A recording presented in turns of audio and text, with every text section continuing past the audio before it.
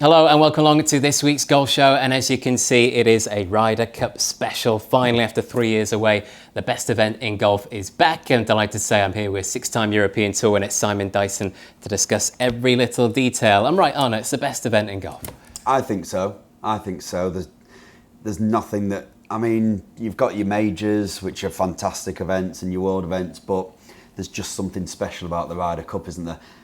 And it's, for me, especially when it's in America, there's something about when the Europeans travel over to America, quite hostile crowds. So when they actually get the win over there, it makes it even more special. Yeah, and Europe have been very successful, haven't they, of late, winning 7 of the last 9 renewals. And we're cheering Europe on once again here at Betfred. So this week we are top price on Europe to win the Ryder Cup. It was a 17.5, 10.5 win in Paris 3 years ago. They're happy being the underdogs. We know that Team USA are the clear favourites on paper, but it's a great position for Europe to be in to try and win again. It is. It really is. They absolutely pounded them at Paris National, didn't they? From the get-go. They are very strong on paper. Very strong. I think their highest world ranking is 21 in Scottish Shuffler. So it's going to be tough, but again, Europeans, the camaraderie, it seems to work for them, and it shouldn't be any different, because you look at the team that Europe have, they've all known each other for a long time. There's a few debutants, but it's going to be close. Okay, let's have a look at Team Europe then first of all and put that up for you, because there's no doubt that it's not as good as the Americans on paper, but you've certainly got some key players in there, got plenty of experience. Well, first of all, you've got the world number 1 in Jon Rahm. He's the only player in the top 10 of the world rankings for Europe. They've only got 4 in the top 25. And to be honest, they're not in brilliant form either, bar Jon Rahm. But as you mentioned, so much more experience, passion, and that team camaraderie between them. It'll just change from the get-go on that Friday morning. It will. Form kind of goes out the window. It really does. I experienced Medina, and it was just electric. So it's going to be exactly the same at Whistling Straits. And I really think the Europeans will be up for it. And like you say, the form hasn't been great, but I think you can just throw that out the window when you come to something like this. And the Americans have picked 6 wildcards and got 6 automatic qualifiers. Europe have got 9 automatic and the 3 wildcards. Sergio Garcia, Ian Poulter and Shane Lowry. What do you make of those 3 picks? Yeah, I don't think you could have picked anybody else. Justin Rose for me would have been close. Maybe edging out Shane Lowry, because this is obviously his debut. That experience, you just can't beat it. You look at Garcia and Westwood, and they've been unbelievable. So, but I don't think you can argue with it. You've got a couple of major winners there, and then obviously the postman. So. Yeah. He was never not going to be in the team, no, was he? A bit wasn't. of conjecture as to whether maybe the course might be too long for him, or whether he's not played well enough, but the way that Padraig Harrington announced him, it was as if it was never in doubt. Yeah, I don't think it was, to be honest. But Pulse is one of them. He sends it out there, and the hostile crowd just won't bother him. It'll probably work in his favour. He'll want to, suck it to them, as they say. So he will. But I think the 3 picks are really good. Yeah, and in Poulter in particular, he's got that experience, hasn't he, along with Sergio Garcia. Sergio Garcia, the all-time points scorer for Europe. And Padraig Harrington is obviously leaning on experience, isn't he? I had a look at the combined matches that Team Europe have played across the 12 guys. 156 matches they played, compared to the Americans, just 49. Wow. So over 3 times as many matches combined. That'll be what he plays into and hopes that can win in the Cup. Without a doubt. Without a doubt, that'll be why he's picked the guys that he's picked. He will want that experience to help the guys who are making the debut. So I think they blend well, and I just think the camaraderie is there. Whereas, there's a bit of hostility in the American camp. Steve Stricker will be doing all he can to kind of smooth it all out, but there is hostility there. So it's going to be really interesting to see how it pans out, but very excited. Okay, let's have a look at Team USA as well, and just have a look on paper at how strong this team is this year. It's the highest ranked team in Ryder Cup history if you go off the world rankings. 9 of the team are in the top 11 in the world rankings. And as you mentioned, Scotty Scheffler is the lowest ranked at 21st in the world. Half of them are major champions as well, 6 of the 12. So on paper, it's a scary proposition, isn't it, for Europe? It is. it is on paper, it's the strongest team I think I've ever seen. You know, like you said, all the guys in the top 11, 9 in the top 11, and the majority of them have all won. Obviously, Patrick Cantlay's won 4 times this year, but there's a couple of other guys who've won a couple of times as well. Just a really strong side. I think the Americans, the American crowd, the captain, the vice captains, I think they will think this is their time to get it back. Yeah, they'll be highly motivated, won't they, as well, because they've lost 7 of the last 9. They won a couple here in America, which is a big help the course setup. We'll get to that shortly. But I guess the only negative really is that inexperience. So they've got 6 rookies on the team, and 3 players in the whole team have played it more than once. The others have either had one or not had an appearance so far. So that could play into Europe's hands, as you mentioned, that experience, because they will be nervous, those rookies, won't they, on that first tee? They will, but I think they've all achieved so much as well. Even though the rookies, you know, they're still world-class players and they've performed well in big events. And listen, I mean, it's a very different event, is this. But I just think they're preparing properly for it this year as well. I don't think they're prepared great for Paris, whereas this week leading up to it, they're actually going to prepare properly on the course, get to know it as best they can. And I think that's testament to Steve Stricker for actually saying, right, we need to change it. We need to change the way we plan it. And he's got everybody there, and yeah, they'll want that trophy back 100%. You mentioned the planning and team spirit. He's obviously got them all there a week early to try and get ready, but how much of a problem might that be? Obviously, Bryson DeChambeau is the main one. Interesting to see if anybody will put their hand up and want to play with him, but he's had feud of Brooks Koepka and Dustin Johnson in Paris. Apparently didn't get on either, so it is a potential concern, isn't it? It is. I'll be honest, if I was Steve Stricker, I'd literally sit them all down in a room and just say, right, what's the beef? And you guys need to be best friends this week. If we're going to win, you all need to get along. So air your problems out, and then we'll try and sort them out. That's what I'd do, and I'm pretty sure that's what he will be doing, because he will want it to run as smooth as possible, and there can't be anything that puts it in jeopardy. And I guess from a European perspective as well, I'm trying to find more positive, because it is a scary proposition on paper. Yeah. I guess really only Justin Thomas and Jordan Spieth are a proven partnership across those 12 players. So there are going to be some new players playing with each other. There are, but you know, that's the beauty of the Ryder Cup. It does bring out these partnerships. You know, look at Fleetwood and Molinari in Paris. You know, it was a match made in heaven, and he will be looking to try and get that type of partnership throughout the board. So he'll be working it out. He'll be seeing who's getting on well, who's playing well. You know, and he'll have it. I hate to say it, but I think he'll have it sorted by next week. Okay, well, they've certainly got a big advantage with the course, haven't they? Because Whistling Straits is their course. They're going to have it set up exactly how they want. And we should mention that it's on the banks of Lake Michigan, so they can get a bit of wind for the Europeans, but it is an absolute beast of a course. We've seen it in 2004, 2010, 2015 in the US PGAs, won by Vijay Singh, Martin Kaymer and Jason Day. But it's a par 72 that can stretch to 7,800 yards, Simon. You had the pleasure of playing it, played it well in 2010. Just tell us how tough it could be. I mean, if the wind blows and they firm it up, it could be an absolute beast. There's a lot of kind of saucer type greens where there's little runoffs. I'll be honest, I absolutely loved the place. When I played there, my tee to green play was pretty good, so I could keep it in play, but I remember hitting a lot of long irons into par fours.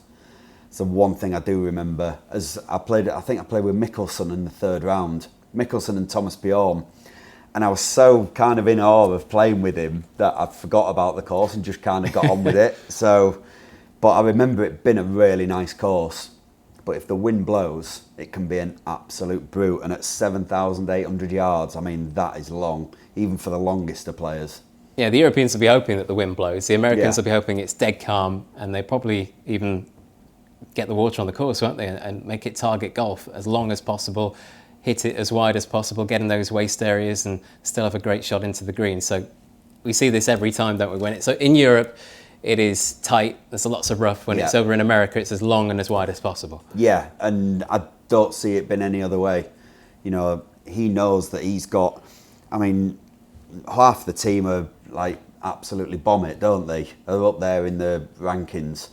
So he will know that a tight, firm course is not going to suit them at all. So he'll be onto the green stuff, get it as wide as you can, no rough, and yeah, set it up as best they can for the Americans. And you mentioned it before, but another advantage for the USA is that they have had this week off altogether before the Ryder Cup to prepare, because last time in Paris they were in the Tour Championship, got straight on a plane, turned up that week for Paris National, and they hadn't had a prep round the course, had they? I think only one player had actually played the course the week before, so they came in blind and it cost them. So a lot different this time. It really did cost them. You know, and you could see it from the get-go.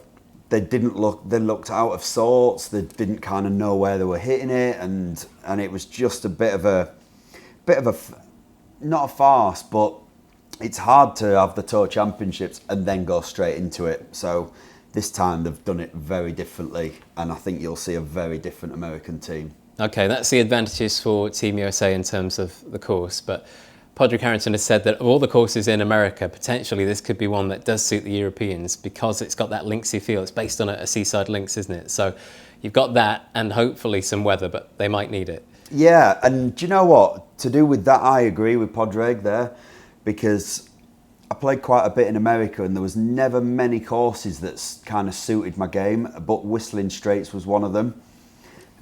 It's, you know, like we say, it's on Lake Michigan. It's almost like you're on the seaside, and it can blow. And it's a ball striker's course. And as long as it is, you do still have to plot your way around. It's not driver everywhere. You're going to be hitting a lot of long irons in.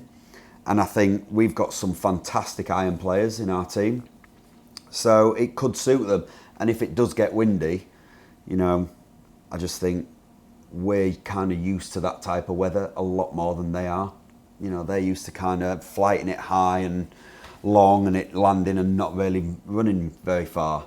So and we have to improve our trajectory quite a bit. You have to manipulate it, and I think we're better at that than they are. So if it is firm and fast and windy, I think it would play into the Europeans' hands, but whether it is a different story. Yeah, one more advantage to Team Europe, perhaps on the course, is course history. Now, they've played it 3 times in the USPGA, and we know that the American side are very young. Perhaps many of them haven't played it or only played it once, whereas the Europeans may have actually played this in competition more than the Americans. So it's not like it's a regular PGA Tour stop where the American team have played it year in, year out and have that advantage.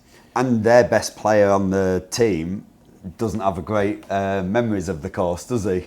Because obviously Dustin Johnson, they thought it was a waste area and it turned out not to be, and that's when he got deducted the shots. But yeah, I mean, it is a fantastic golf course, and it's just set up really nicely, isn't it, for a great week and a great duel. Yeah, hopefully. From a European perspective, we get the weather that we want, and it is very wet and windy over the 3 days. Right, let's have a look at some of the markets, shall we? First of all, we'll tap into the top point scorer for Europe. We've had a look at Team Europe.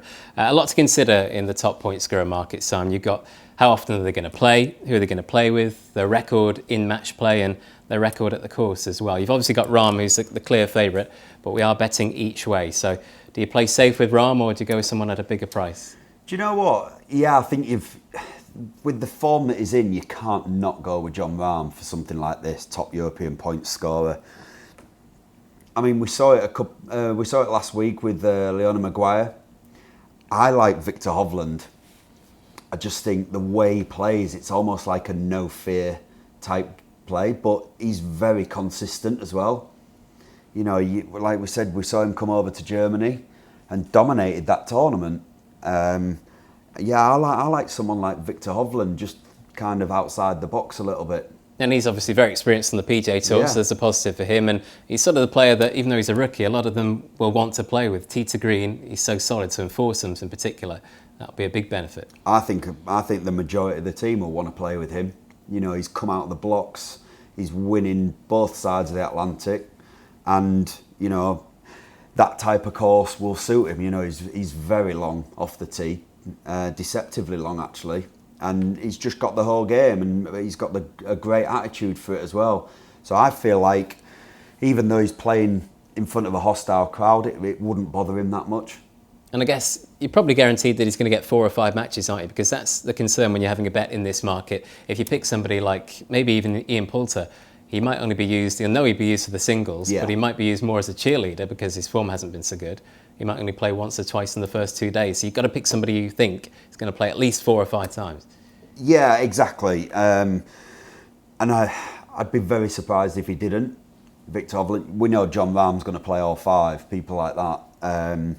You know, Westwood and Poulter might be kind of alternated, like you said. But yeah, it's set up perfectly. Rory, you know, you'd look at somebody like him. I'd be very surprised if he didn't play all 5. Paul Casey could be a top point scorer as well. You know, mentally so strong, and he's had a fantastic year. So it's there's a few there. Weisberger, you know, you look at someone like Byrne, might not play as much as the rest of the team, but he'll definitely still be an asset for the team. Okay, so to round up on top point scorer for Europe, it's going to be John Rahm, Victor Hovland. Okay, you can pick them both. John Rahm and Victor Hovland for Europe. Okay, let's move on to the top point scorer then for the US, and we know it's much more stat lineup, isn't it? Very competitive in this market. I guess, as we mentioned before, maybe Spieth and Thomas are the only proven partnership, and you know they're probably going to play all 5 matches, those two. Yeah, and I don't think you can go far wrong with either of them, to be honest. We talk about, you know, them gelling as a team, and you look at the players that are there. There's quite a few new players, so they might come in together and perform well, but you can't really look any further than Justin Thomas and Jordan Spieth. I'll be very surprised if they don't play with each other Friday morning. And I think for me, Justin Thomas would be America's top point scorer.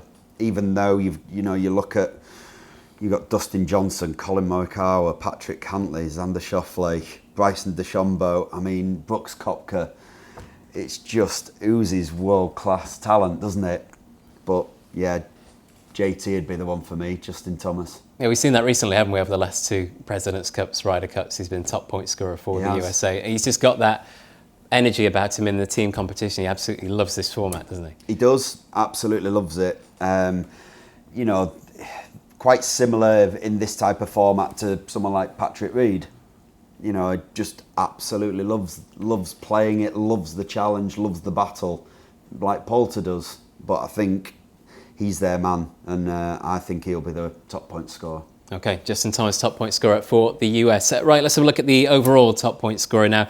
Obviously, you've got combined teams here, so you get bigger odds, and you could play safe and go with maybe the likes of John Rahm in this market instead, but maybe a couple at bigger prices. I wonder, we're not talked about him too much, Bryson DeChambeau might well be popular this year instead of at Paris National because, of course, that length. Wouldn't have been able to use it to good effect in Paris, but here, over 7,800 yards, it could be a massive asset, couldn't it? Oh, I mean, 7,800 yards, you want your big guns firing as much as possible, and nobody fires them as far as he does. So if he can get that driver working, even in the foursomes, you know, get on the longer holes, just hit it as far as you can. I don't care where it goes, just get it as far as you can down there. You know, it's quite intimidating to play against. So yeah, someone like Bryson, Brooks obviously sends it out there. Tony Finau, you know, Tony Finau could surprise everybody, I think. Fantastic player, got his 2nd win this year, and you know, he's constantly performing well. So yeah, one of those guys, I would say. It's demoralising, isn't it? As you mentioned, all the American players and how good they could be around this course in particular. Right, so you picked out a few players for Team Europe, Team USA. If you could pick just one for the overall top point scorer, who's going to stand out this week? I think you're not far off with Bryson DeChambeau. I think somebody like him. The course just, you know, suits him to a T. 7,800 yards long. He'll wish that there was a PGA event played here, been that long, because he knows he's got an advantage over literally everybody. Okay, maybe one to consider at bigger odds in that market then. Right, it's time to talk about who's going to win the the Ryder Cup. You may have got a feeling from what Simon's been saying over the last 10-15 minutes or so. Remember though, we are top price on Europe. They have won 7 of the last 9 renewals. They love being the underdogs, and on paper it's going to be a tough ask, but fingers crossed. Of course, as Europeans, we can try and get the trophy back once again. For you, who's it going to be ultimately lifts that trophy on Sunday night? I think looking at it on paper, everybody expects the Americans to absolutely dominate it, but I think it'll be a bit closer than everybody thinks. But even saying that, I still think the Americans might just nip it. Okay, and that's based on the team, the course? Yeah, exactly. It's based on the team. I mean, you know, 9 of the players are in the top 11 in the world on the official world golf rankings. So when you've got that much quality, and don't get me wrong, even when you've got a player who's in the top 100, they're a world-class player, top 100. But to break into that top 10 is so hard, and you've got to do something extra special. And they've got 9 in the top 11. So I just feel like they're just gonna have a bit too much for them. Okay, let's get specific then and have a look at the correct score market. We'll try and get some big odds about the Americans because they are a short price favourite to win the event. 24 points up for grabs, 14.5 for them to win it. That's what they need. 14 would be a tie and Europe would retain the Ryder Cup. So you think it's going to be close? I think it'll be close, yeah, I do. I think I'm going to go 15-13. That would be very close. Yeah. I'm One gonna go extra point needed. Like I said, you know, we've got the camaraderie, and I really do truly believe that will stand them in good stead. But they've got home advantage, they've got the home crowds, they've got the length of the course, they've got the players, and I just think they'll squeeze it. So I'm going to go 15-13. As much as I hate to say it, sorry, 15-13 USA. Okay, Team USA just to win out then for this year's Ryder Cup. It would only be the 3rd in the last 10 editions of this great event. Before we sign off, just how excited are you for this one on Friday? I mean, like I said before, I watch every single shot from the first tee shot to the last putt. It is such a great event, and I hope it's played in the right spirit of the game, but I also hope there's some really great battles out there as well. And I hope you're wrong. And Team Europe win once again. Thank you for your company, as always, Simon, and thank you for watching. It is the best event in golf. We both agree. Hopefully you do as well. It gets underway on Friday afternoon. Make sure you get involved. Best of luck if you are doing so. And if you're a fan of Team Europe and you think they can do it once again, don't forget, we're top price here at Betfred.